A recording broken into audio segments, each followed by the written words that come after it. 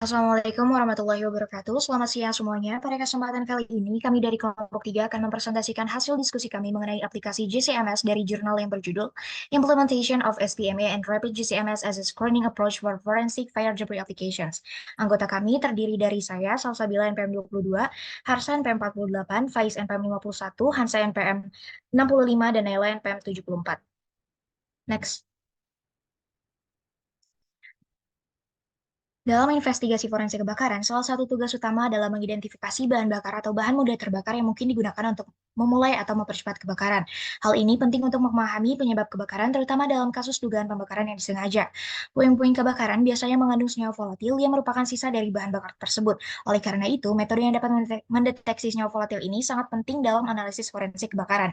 Contoh metode untuk menganalisis sisa kebakaran melibatkan ekstraksi menggunakan pelarut seperti passive headspace extraction dan kemudian dianalisis dengan gas kromatografi. Namun, metode ini memerlukan waktu, pelarut, dan sampel yang cukup banyak sehingga dianggap kurang efisien. Adapun investigasi kebakaran seringkali membutuhkan hasil yang cepat. Oleh karena itu, pendekatan screening cepat sangat diperlukan untuk mempercepat proses analisis tanpa mengurangi akurasi. Pendekatan yang diusulkan dalam penelitian ini yaitu kombinasi SPMA atau Solid Passive Extraction dan Rapid GCMS.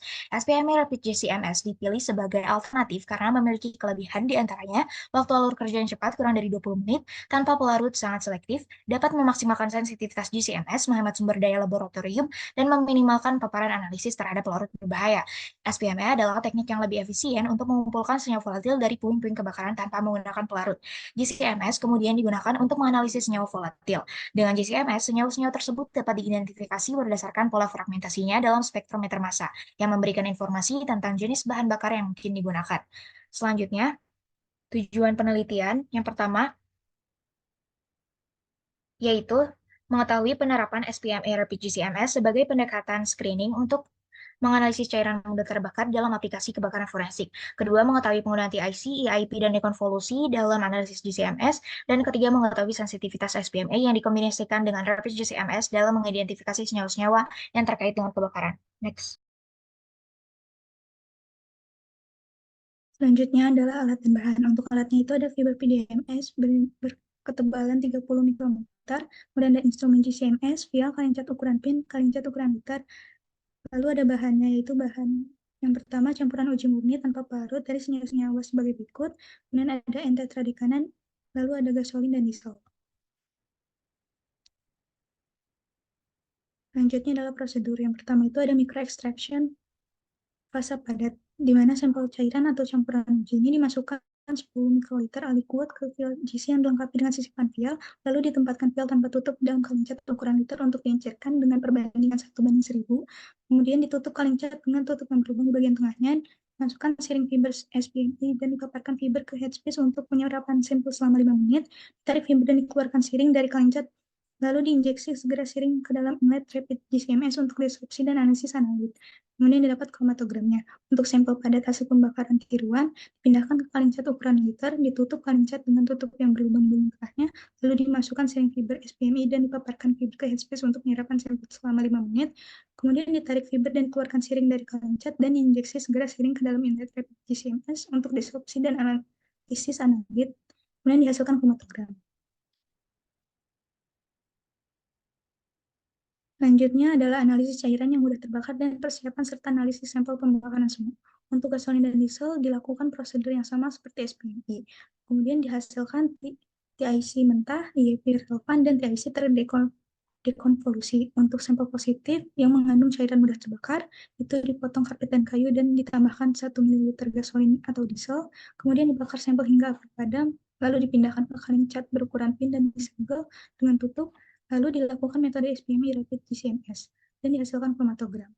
Untuk yang sampel negatif tanpa cairan mudah terbakar, itu ditambahkan 1 ml. Dilakukan metode SPMI Rapid GCMS dan dihasilkan kromatogram.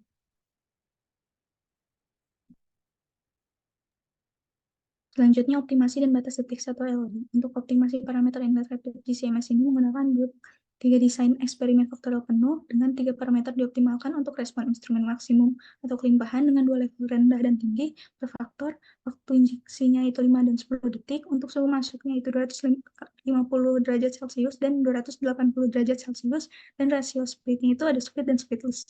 Untuk LOD-nya itu larutan disiapkan pada 5 faktor pengenceran yang berbeda sebagai berikut di dalam N-tetradekana. Untuk 10 replikasi dari setiap larutan dianalisis dengan urutan larutan dianalisis secara acak menggunakan random number generator di Microsoft Excel dengan menggunakan kelimpahan puncak. LOD dihitung pada tingkat kepercayaan 90% melalui halaman entry dari portal web batas deteksi. Kemudian ketidakpastian ditemukan untuk menghitung deviasi standar pada 10 replikasi untuk setiap konsentrasi. Lalu untuk pengolahan datanya digunakan beberapa software sebagai berikut.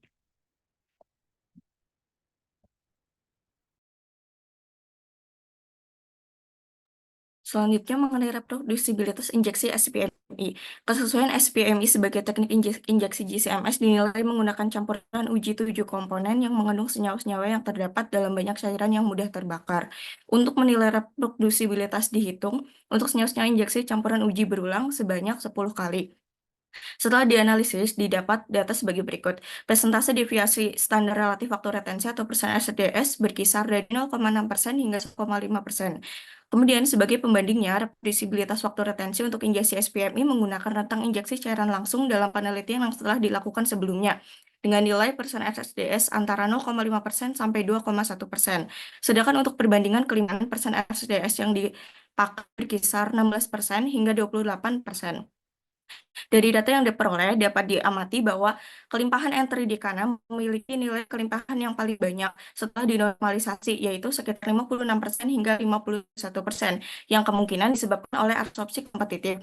Hal ini terjadi karena entridikana merupakan molekul yang paling besar, paling berat, dan molekul senyawa salah satu senyawa yang sulit untuk menguap di antara senyawa-senyawa yang lainnya. Meskipun terdapat keterbatasan antara endekana, tetapi data menunjukkan bahwa teknik injeksi ini tetap memiliki reproducibilitas yang memadai. Next. Selanjutnya, untuk memaksimalkan respon instrumen GCMS, optimasi perlu dilakukan untuk 3 faktor, yaitu faktor injeksi, suhu inlet, dan rasio split. Kelimpahan entridekana yang tidak konsisten dan variabilitas yang terlalu tinggi menyebabkan entridekana tidak dilakukan untuk analisis lebih lanjut, tetapi hanya menggunakan 6 senyawa lain dalam campuran uji. Setelah dianalisis, ketiga faktor tersebut memberikan respon maksimum yang diamati pada pada gambar di atas, yaitu pada waktu injeksi 10 detik, suhu inlet 280 derajat Celcius, dan jenis injeksi tanpa split. Dapat dilihat pada tabel bahwa kelimpahan splitless memiliki nilai kelimpahan yang lebih besar daripada nilai split. Tetapi injeksi fiber blank berikutnya menunjukkan carryover analit.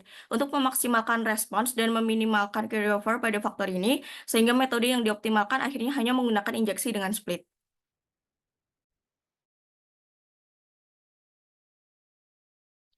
Kemudian sensitivitas instrumen dikalkulasi menggunakan limit of detection atau LOD. Larutan dibuat dalam 5 faktor pengeceran yang berbeda, yaitu 1:5, 1:10, 1:15, 1:25, dan 1:50 dalam N tetradekana. Tabel di kiri merupakan tabel konsentrasi dari 5 larutan untuk analisis LOD. Confidence level untuk LOD mencapai 90% berdasarkan portal data LOD NST ASTM 2677. Kemudian tabel di kanan itu merupakan hasil analisis LOD 90% dan 90% upper confidence limit atau UCL. Hasil tersebut menunjukkan sensitivitas yang tinggi menggunakan rapid GCMS dengan SPMA injection karena nilainya yang dapat mendeteksi nilai pada skala nanogram. Boleh next. Kemudian immutable liquid analysis ini dilakukan untuk men-screening kemampuan SPMI rapid GCMS untuk senyawa cairan yang mudah terbakar. Analisis ini menggunakan gasolin dan bahan bakar diesel sebagai sampel. Hasil dari analisis tersebut direpresentasikan dalam total ion chromatogram atau TIC dan diubah ke dalam chromatogram extracted ion profiles atau EIP dengan menggunakan perbandingan massa terhadap muatan M/Z. Hasil dari kromatogram tersebut menunjukkan bahwa metode SPMI rapid GCMS dapat digunakan secara efektif untuk cairan yang mudah terbakar seperti gasolin dan diesel karena kromatogram tersebut menunjukkan senyawa-senyawa yang biasanya ditemukan di dalam gasolin dan diesel. Next. Selanjutnya adalah spektra Hasil spektra massa, instrumentasi GCMS dikonfigurasikan dengan detektor EIMS. Lalu hasil yang diperoleh dibandingkan dengan database spektra massa EIGCMS NIST. Pada pengukurannya terjadi coelution, yaitu proses di mana dua atau lebih senyawa kimia mengelusi dari kolom kromatografi pada saat yang sama, sehingga menyulitkan pemisahan dan identifikasi. Pada grafik di samping tertera perbandingan dari TIC, EIPS, dan TIC terdekonvolusi. Di sini dekonvolusi digunakan untuk meningkatkan identifikasi nyawa dalam analisis cairan mudah terbakar menggunakan SPMI Rapid GCMS. Proses ini memungkinkan identifikasi senyawa tambahan yang mungkin tidak dapat diidentifikasi hanya dengan menggunakan tal ion kromatogram atau EIPS. Dekonvolusi yang dilakukan menggunakan software dan hasilnya menunjukkan bahwa spektra massa yang diolah dengan dekonvolusi memiliki skor yang pencarian yang lebih tinggi dibandingkan dengan spektra hasil TIC atau EIPS. Meskipun skor lebih tinggi untuk spektrum massa dekonvolusi, besarnya peningkatan tidak seragam di seluruh senyawa. Untuk beberapa senyawa seperti silena dan metil naftalena, peningkatan yang lebih besar dari rata-rata diamati kemungkinan karena senyawa tersebut memiliki kelimpahan yang rendah dan mengalami koelusi. Secara keseluruhan, skor pencarian yang untuk sebagian besar senyawa adalah 80 hingga 90. Next. Nah, gambar selanjutnya adalah merupakan ilustrasi dari kasus di mana spektrum massa dari sampel menunjukkan ion-ion massa permuatan MZ yang tinggi, kelimpahan yang rendah pada sampel gasolin dan library. Ini diperkirakan disebabkan karena oleh koelusi dengan senyawa lain dari sampel atau latar belakang seperti hasil dari kerusakan kolom atau kontaminan. Spektrum massa dari sampel yang dianalisis dibandingkan dengan spektrum massa referensi dalam basis data library. Boleh di next. Nah, untuk mengevolusi lebih lanjut kemampuan SPMI Rapid GCMS untuk screening cairan mudah terbakar, sampel yang mudah terbakar dibuat dan dianalisis dengan SPMI Rapid GCMS dengan karpet dan kayu digunakan sebagai substrat karena merupakan bahan lantai rumah tangga yang umum digunakan. TIC atau Total Ion Chromatogram adalah representasi grafik dari semua ion yang terdeteksi oleh detektor massa selama analisis kromatografi gas. Ini memberikan pandangan keseluruhan mengenai semua komponen yang ada dalam sampel yang dianalisis. IIC menunjukkan intensitas ion biasanya digambarkan dalam grafik sebagai puncak terhadap waktu. EIP adalah alat pemrosesan data yang digunakan untuk mengekstrak informasi spesifik dari TIC. Dengan EIP, analisis dapat memilih ion tertentu atau rentang massa untuk diekstraksi dari data TIC. EIP memungkinkan untuk resolusi yang lebih baik dan pengurangan tingkat latar belakang, yang dapat meningkatkan kemampuan untuk mengidentifikasi senyawa individu, terutama dalam situasi di mana terjadi koelusi ketika dua atau lebih senyawa melewati detektor secara bersamaan. Boleh di next. Nah, di sini ada tabel-tabel terkait TIC maupun EIPS. Untuk sampel karpet yang di spike bensin, senyawa utama yang diidentifikasi dalam TIC termasuk alkyl benzena dan metil naftalena di gambar A. Kemudian indan dan naftalena juga diidentifikasi menggunakan dekonvolusi yang ditunjukkan dengan tanda bintang.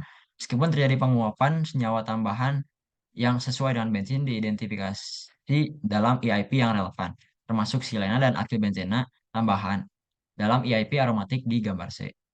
Kemudian indena dan indena bercabang dalam EIP indena di gambar D, serta naftalena dan metil naftalena dalam EIP PNA atau polinuklir pada gambar E.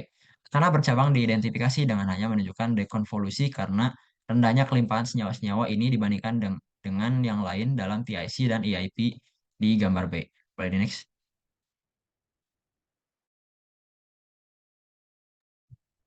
Kesimpulan dari penelitian ini yaitu pertama, penerapan SPMI Rapid GCMS dapat diteliti sebagai teknik screening yang layak untuk cairan yang mudah terbakar dengan aplikasi forensik dalam analisis serpihan kebakaran. Dua, TIC, EIP, dan dekonvolusi dapat digunakan dalam analisis GCMS untuk meningkatkan akurasi identifikasi senyawa dalam sampel sisa kebakaran. Dan yang ketiga, SPMI yang dikombinasikan dengan GCMS menunjukkan sensitivitas yang tinggi dalam mengidentifikasi senyawa-senyawa terkait kebakaran seperti alkana bercabang, aromatik, dan polinukleer aromatik atau PNA. Sekian dari kami, kurang lebihnya mohon maaf. Terima kasih. Wassalamualaikum warahmatullahi wabarakatuh.